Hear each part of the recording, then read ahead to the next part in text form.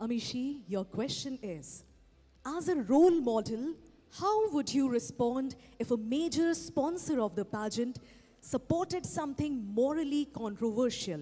Would you speak out, and how? Good evening, ladies and gentlemen. I'm Amishi Kaushik, your Miss Universe Haryana. If a sponsor supported something that was controversial, I would like to bring it to their notice that I'm not in support of it, because my morals and my principles is what truly reflects the strength of my character. And if I want to speak up about it when the time is right, then I'm truly not living up to my title as a queen. Therefore, even though they're in a very important position, I would still choose to follow my opinion. Thank you. Well, that was fantastic. And now I would request Nirupama to please pick your chit.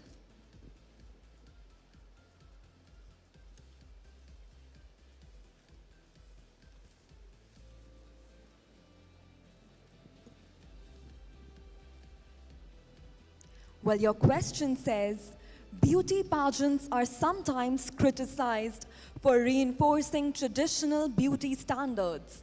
How would you redefine the purpose of such competitions in modern India?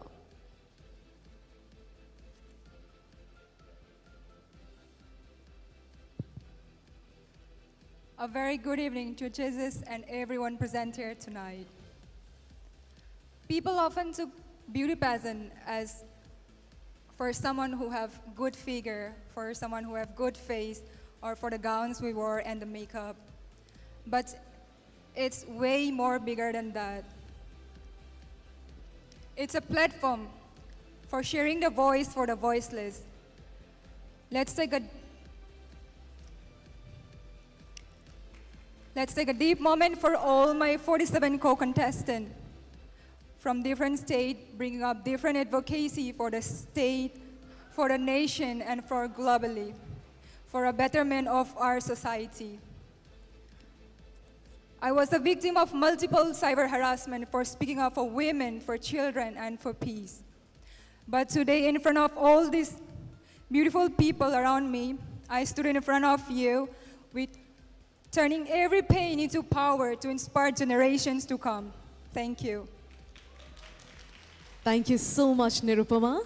Moving on to Rouge.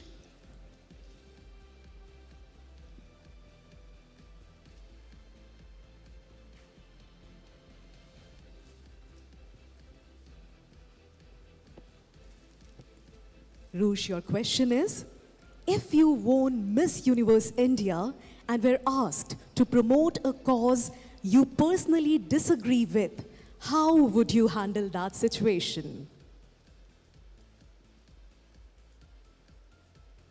Good evening, one and all. If I were to, can I please I'll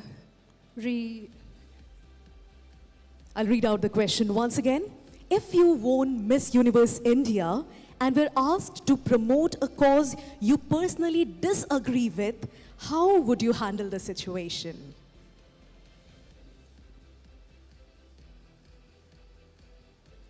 I personally completely agree when we talk about the LGBTQ community that they do have rights to go through the body changes, because it's all about what we are born with, but then also we have a choice to live by about what we like and how we want to live our life as. And I would not agree anybody to not change themselves just because they want to be happy. In life, we all want to truly feel accepted about our real self.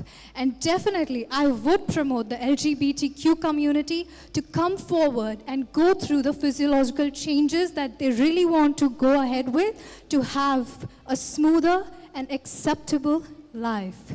Thank you. Thank you so much, Rouge. I would now request Mehak to please pick your question.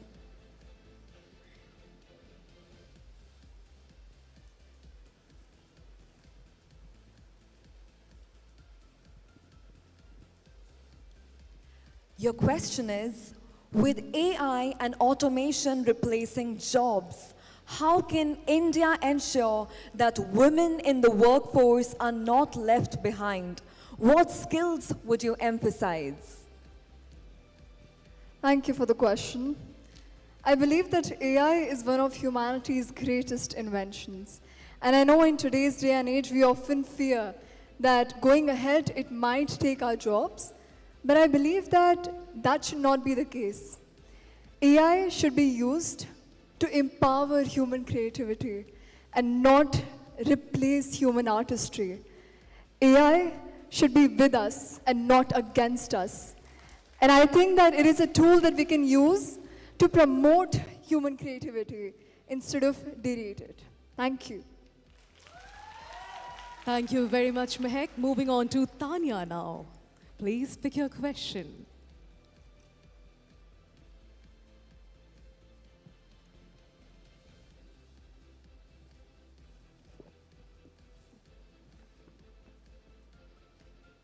Tanya, your question is, climate change affects everyone, but policies often hurt low-income workers the most.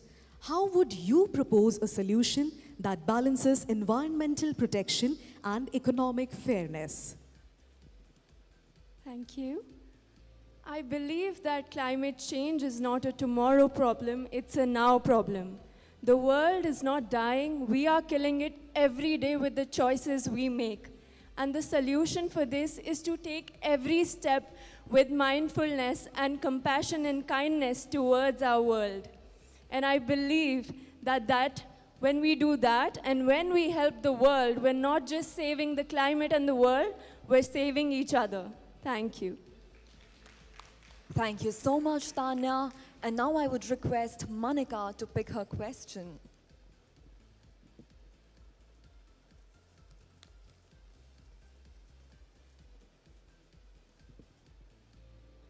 Well, your question is, if you had to choose between advocating for women's education or immediate economic aid for impoverished families, which one would you prioritize and why?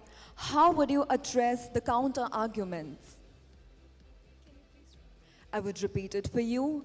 If you had to choose between advocating for women's education or immediate economic aid for impoverished families, which one would you prioritize and why? How would you address the counter-arguments? Two sides of the coin. One side, where we have seen that women have been deprived of basic rights such as education for as long as we could remember. And on the other side, we see the result of it, the impoverished families. It's about this that the 50% of our population has been deprived of the basic amenity that could change their life. And if I have to, I would choose the option of women's education.